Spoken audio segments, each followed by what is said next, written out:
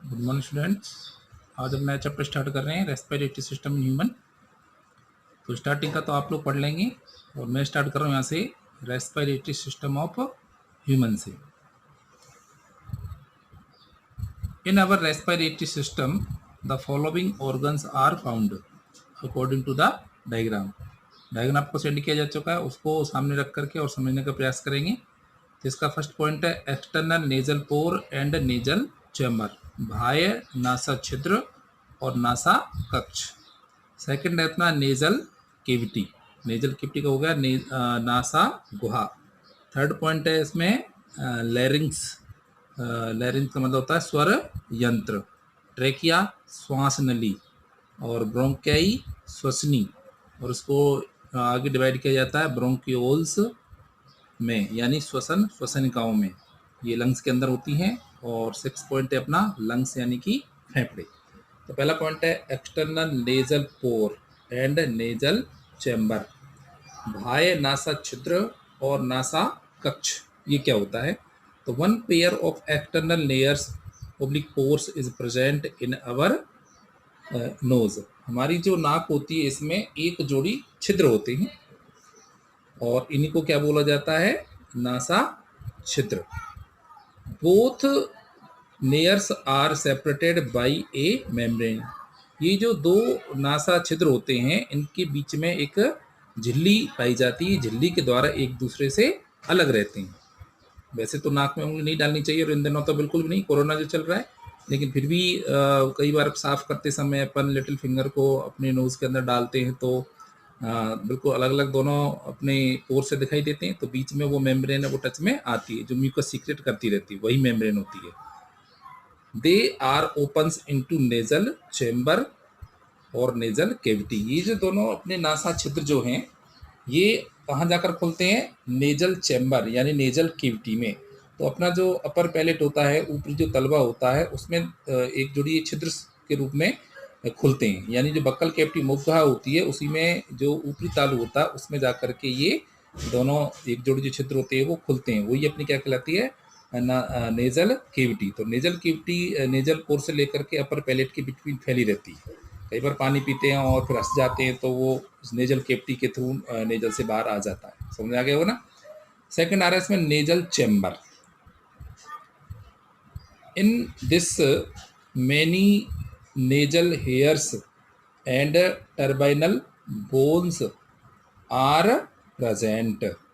यानी ये हमारा जो नेजल चैम्बर है, नासा जो कक्ष है, इसमें क्या पाए जाते हैं? मेनी नेजल हेयर्स, बहुत ज़्यादा नासा रोम बाल पाए जाते हैं। एंड टर्बाइनल बोन, टर्बाइनल बोन का मतलब होता है टेढ़ी मेढ़ी इसमें अस्थियां होती हैं, जिनका एक अलग ही फंक्शन होता है। टेढ़ी मेढ़ी इसलिए होती है क्योंकि जो अपन वार्म एयर होती है इन दिनों चली रही है, ये जब नेजल चैम्बर में से पास होती है तो वहाँ म्यूकस सीक्रेट होता है। तो म्यूकस सीक्रेट होने की वजह से वो क्या है, उनको ठंडा बना देती है और ये घूम घाम के जाती हैं तो टकराती हुई ऑटोमेटिक कैसे हो जाती है? कुछ ठंडी हो जाती हैं। इससे हमें बहुत ज़्यादा बचाव मिलता है। और जो ये नेजल हेयर्स तो जानती हैं, बैक्टीरिया है, पोलन ग्रेन्स हैं और सॉइल पार्टिकल्स हैं, etcetera any particles which enter in our nasal cavity, it is stopped by the nasal hairs. जो अपने नासा रोम होते हैं, नासा रोमों के द्वारा अनेकों प्रकार के धूलकण, बैक्टीरिया आदि कणों को रोका जाता है। वो हमारे नेजल कैविटी से होते हुए हमारे बक्कल कैविटी में और रेस्पिरेटरी सिस्टम में नहीं पहुंच पाते। तो hot air, cool and nasal hairs filter air from bacteria, pollen grains and other particles which is coming with air. जो एयर के साथ आते हैं उन सभी को ये रोक लेती है। In this, nasal premaxilla, maxilla and ethmoid bones combine to form nasal path। अब इस नासा जो कक्ष है इसमें एक तो जो अस्थियां होती हैं वो है उसमें प्रीमैक्सिला, मैक्सिला और एथेमोइड। ये तीन बोन्स हैं, प्रीमैक्सिला, मैक्सिला एंड एथेमोइड बोन्स। ये तीनों अस्थियां जो हैं आपस में मिलकर के क्या बनाती है? नेजल पाथ, श्वसन मार्ग बनाती हैं, which open into the pharynx, जो फेरिंग्स में ओपन होता है। जो मैंने डाइजेस्ट सिस्टम में बताया था, जो फेरिंग्स होती है उसमें क्या है अपना, एक तो फूड पाइप होता है और एक ट्रेकिया इसके अंदर होता है, तो दोनों अलग अलग जाकर खुलते हैं। थर्ड पॉइंट अपन आ रहे हैं लैरिंक्स, स्वर यंत्र। मेरा स्वर आपको सुनाई दे रहा है ना, वो किसकी वजह से? लैरिंक्स की वजह से ही होता है। बर्ड्स में जो स्वर यंत्र होता है वो सैरिंग्स के रूप में होता है, जिससे वो चर्पिंग वगैरह करती रहती है ना, उसको सैरिंग्स बोलते हैं, और ह्यूमन बींग्स में इसको क्या बोला जा रहा है? लैरिंग्स। तो it is our voice apparatus, ये हमारा स्वर यंत्र है, स्वर उपकरण है। विच लाइज बिलो फेरिंग्स, जो फेरिंग्स से जस्ट नीचे स्थित होता है, फेरिंग्स यानी ग्रसनी से नीचे। इन रेस्पिरेटरी पाथ, ये रेस्पिरेटरी पाथ में होता है, फूड पाइप में नहीं होगा, फूड पाइप का मतलब ही नहीं है। ये रेस्पिरेटरी पाथ में ये जो लैरिंग्स है वो यहाँ पर पाया जाता है। एंड कवर्ड बाई लैरिंग्स मेम्ब्रेन, और ग्रसनी झिल्लियों से ढका रहता है, घिरा हुआ रहता है, लैरिंग्स मेम्ब्रेन से ये कवर्ड रहता है, जो उसको प्रोटेक्शन प्रोवाइड कराते हैं। अब ये जो अपना लैरिंग्स है, स्वर यंत्र, इसको हिंदी में क्या बोलते हैं मुझे समझ में नहीं आ रहा है। ये जब अपन गले के ऊपर करते हैं तो ये दिखाई देता है, वोकल कॉर्ड बोलते हैं इसको। It is triangular in shape, ये आकार में त्रिकोणीय आकार होता है, त्रिभुज जैसा होता है। एंड सपोर्टेड बाई कार्टिलेजेज, और चारों तरफ से कार्टिलेज यानी उपास्थियां होती है ना, फ्लेक्सिबल स्ट्रक्चर होती है अपनी बॉडी के अंदर, बोन्स के अलावा वो कार्टिलेज होती हैं, उनसे ये घिरा रहता है, सुरक्षित रहता है, वरना ये निपतित हो जाता है, पिचक जाता है, और जो श्वसन मार्ग है वो अवरुद्ध हो जाता है, इसलिए कार्टिलेज से बना होता है। सी शेप में इसमें कार्टिलेज होती हैं। किस शेप में होती हैं? सी शेप में। वो डायग्राम में आपको देखने को मिल जाएगा। इसी में नेक्स्ट पॉइंट आ रहा है मेन कार्टिलेज। अब इसमें कौन कौन सी कार्टिलेज होती हैं अपने वोकल कॉर्ड को चारों तरफ से कवर्ड करने वाली? Thyroid, cricoid, arytenoids and epiglottis. चारों तरफ से ऊपर नीचे बाएं दाएं ये बोन्स इसको घिरे रखती हैं। Thyroid, cricoid, arytenoids and epiglottis. Glottis भी को इंक्लूड कर सकते हैं। प्रोवाइड सपोर्ट टू लैरिंग्स, यानी 6 कार्टिलेजेस ये चारों तरफ से लैरिंग्स को कवर किए रखती हैं, प्रोटेक्शन प्रोवाइड करती हैं। Vocal cords are also found in larynx, ये जो अपना स्वर यंत्र है इसी में अपना वोकल कॉर्ड होता है। विच प्रोड्यूस साउंड, इसी से साउंड प्रोड्यूस होता है। जो ध्वनि उत्पादक अंग जो है वो इसी के अंदर होता है, और उसी से हमारी जो ध्वनि उत्पन्न होती है, यानी जब इसमें वायु का आदान प्रदान होता है तो इसमें स्वर यंत्र तो इसको बोलते ही हैं, तो इसमें कंपन होता है, और कंपन की वजह से, वाइब्रेशन की वजह से है जो साउंड है जो प्रोड्यूस होती है। तो sound producing organ is called vocal cord, it is also called larynx, स्वर यंत्र से बोलते हैं। A narrow slit like opening of larynx through which air passes into trachea via larynx is termed as glottis। एक Sakra slit, यानी slit बोलते हैं ना, दो भागों में बांट देते हैं, लाइक ओपनिंग, ऐसा एक छिद्र होता है स्लिट लाइक जो लैरिंक्स में खुलता है, थ्रू जिसमें से एयर पास होती है, किसमें? ट्रेकिया में। इस लैरिंक्स के थ्रू ही जो हमारी श्वसन नलियां होती हैं उसमें एयर पास होती है, और इसे बोला जाता है ग्लोटिस। ग्लोटिस और एपिग्लोटिस होते हैं ना, तो घाटी और घाटी ढापन, तो मुंह में बोलते हैं तो दिखाई देता है ना, ग्लोटिस और एपिग्लोटिस में रहता है। फोर्थ पॉइंट आ रहा है अपना ट्रेकिया। श्वसन नली इट इज 12 सेंटीमीटर लॉन्ग, कितनी? 12 सेंटीमीटर लंबी होती है। Extend from larynx to thoracic cavity, स्वर यंत्र से लेकर, लैरिंक्स से लेकर के थोरेसिक कैविटी यानी कि वक्ष गुहा तक ये फैली रहती है। 12 सेंटीमीटर लंबी होती है, और थोरेक्स लैरिंक्स से लेकर के थोरेक्स कैविटी वक्ष गुहा तक ये फैली रहती है। इट इज डिवाइडेड इनटू 2 ब्रोंकियाई, यह 2 ब्रोंकियाई यानी कि श्वसनियों में विभाजित होता है। As it enter the thoracic cavity, और उसके पश्चात ये वक्ष गुहा में प्रवेश कर जाती है। बोथ ट्रेकिया एंड ब्रोंकियाई, दोनों जो श्वास नली और जो श्वसनी होती हैं, has C shaped cartilaginous ring. Vocal cord भी तो सी शेप में होता है, तो ये सभी जो है अपना श्वास नली और श्वसनी ये सी शेप्ड में होती हैं। सी शेप का मतलब जानते हो, जैसे ये मेरा हाथ है इस प्रकार से सी शेप में, तो अगर ये मान लो राउंड होता तो ऐसे करके बंद हो जाता, तो फिर तो श्वसन मार्ग जो अपना अवरुद्ध हो जाता पूरा, इसलिए सी शेप में होता है। तो इसमें कितना ही प्रेशर पड़े तो केवल ये इतना ही आ सकती है, इससे ज़्यादा ये नहीं जा सकती। तो ये अपनी जो ट्रेकिया है इसको पूरा अच्छी तरीके से पिचकने से रोकता है स्प्रिंग टाइप में। तो इसी से इसको बचाता रहता है, अपने ट्रेकिया को आपस में ऐसे बिल्कुल पिचकने से रोकता है। इस प्रकार से इतना ही आ पाता है, जैसे मेरी फिंगर्स दिखाई दे रही है ना आप लोगों को। अब आ रहा है ब्रोंकियाई, श्वसनिया। Trachea divides into bronchi when it enter into both lungs. दोनों लंग्स में जाने से पहले, दोनों फेफड़ों में जाने से पहले जो हमारी जो श्वास नली है, ट्रेकिया जो है वो 2 पार्ट्स में डिवाइड हो जाती है और उसको क्या बोलते हैं अपने, ब्रोंकियाई श्वसनी। यानी श्वास नली किस में डिवाइड हो गई, श्वसनी में।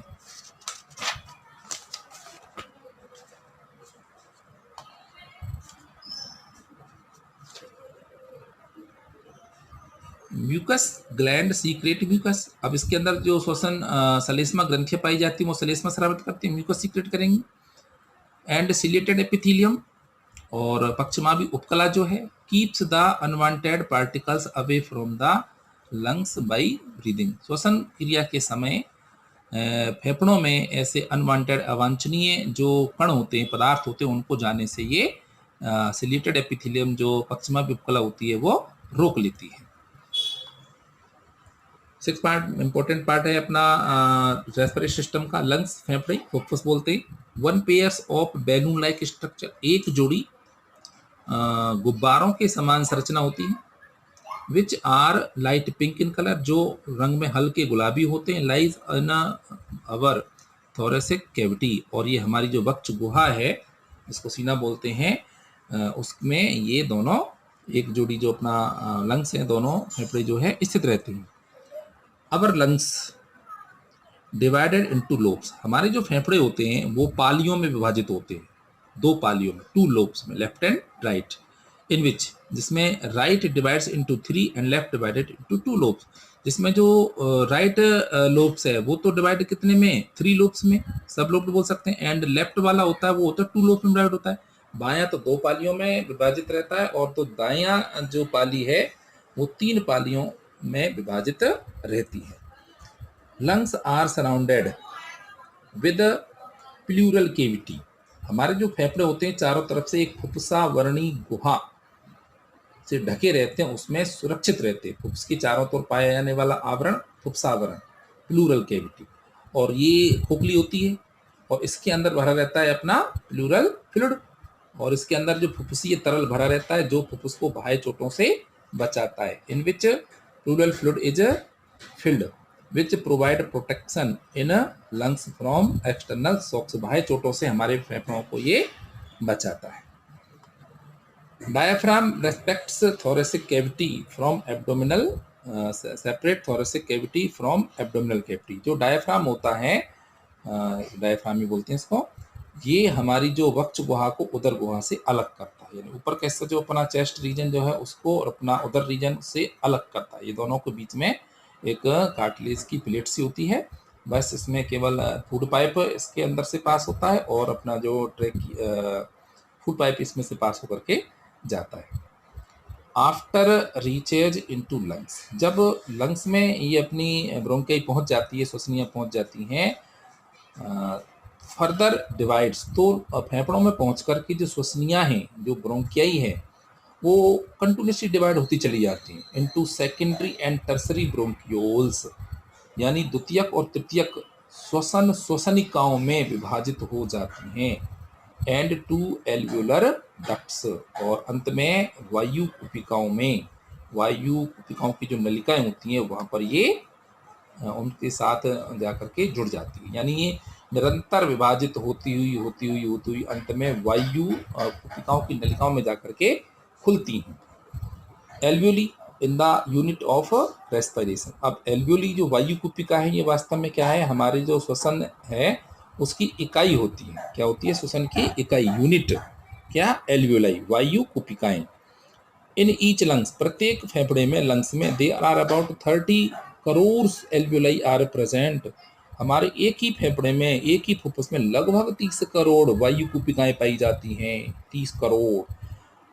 अराउंड एल्वियोली, प्रत्येक वायु कुपिका के चारों ओर, there are a network of blood capillaries, blood capillary में रुधिर नलिकाओं, केशिकाओं का जाल फैला रहता है, प्रेजेंट अराउंड ईच एल्वेओली, प्रत्येक वायु कोशिकाओं के चारों ओर रुधिर कोशिकाओं का क्या फैला रहता है, जाल फैला रहता है, जिसमें से एक्सचेंज होता है ना, गैसों का एक्सचेंज उसी के थ्रू तो होता है। यानी कि जो O2 CO2 है, O2 तो अपने ब्लड कैपिलरीज के थ्रू किसमें पहुंच जाती है, ब्लड में, और ब्लड के अंदर जो टिश्यूज हैं वहाँ को जो CO2 है वो डिफ्यूजन द्वारा किस में आ जाती है, एल्वेओली में आ जाती है, और फिर इसी पाथ वो हमारे नेजल पाथ से, नेजल चैम्बर से, नेजल ओपनिंग जो है उससे बाहर निकल जाती है। तो गैसीय जो एक्सचेंज होता है वो एल्वेओली और ब्लड कैपिलरीज के थ्रू होता है। तो alveoli are main site for gases exchange, it is made up by the alveolar epithelium, जो वायु उपकला, वायु कुपिका की जो उपकला होती है उससे ये बना होता है।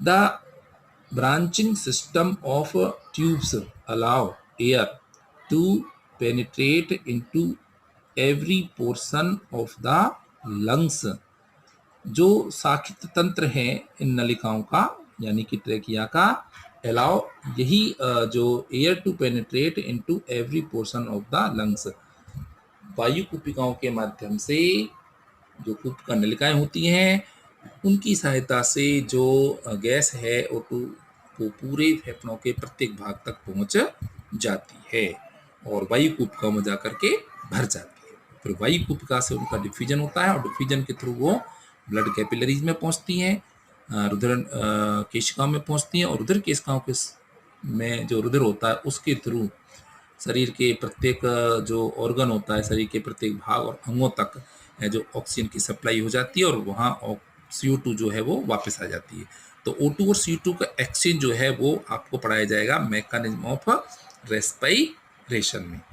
अब जो डायग्राम है उससे आपको समझ में आ जाएगा कि कौन सा क्या है। तो डायग्राम आपको कलर्ड भेजा जा चुका है, उसमें ज़्यादा क्लियर दे रखा होगा। इसमें तो देखो क्लियर नहीं है हिंदी वाले डायग्राम में, तो हिंदी मीडियम वाले बच्चे ये ना समझें कि ये सब कुछ इंग्लिश में है, तो मैंने हिंदी में आपको ट्रांसलेट कर दिया है और नोट्स बेशक मैंने आपको इंग्लिश मीडियम वालों को सामने रख करके बनाए, क्योंकि हिंदी मीडियम वालों में क्या है थोड़ा सा ये क्लियर सा नज़र नहीं आता है और कुछ समझ में भी कम बैठता है, तो बहुत पास से देखने पर ही समझ में आ पाएगी। अगर फिर भी कोई प्रॉब्लम हो तो मेरे को बता दें। Thanks all of you.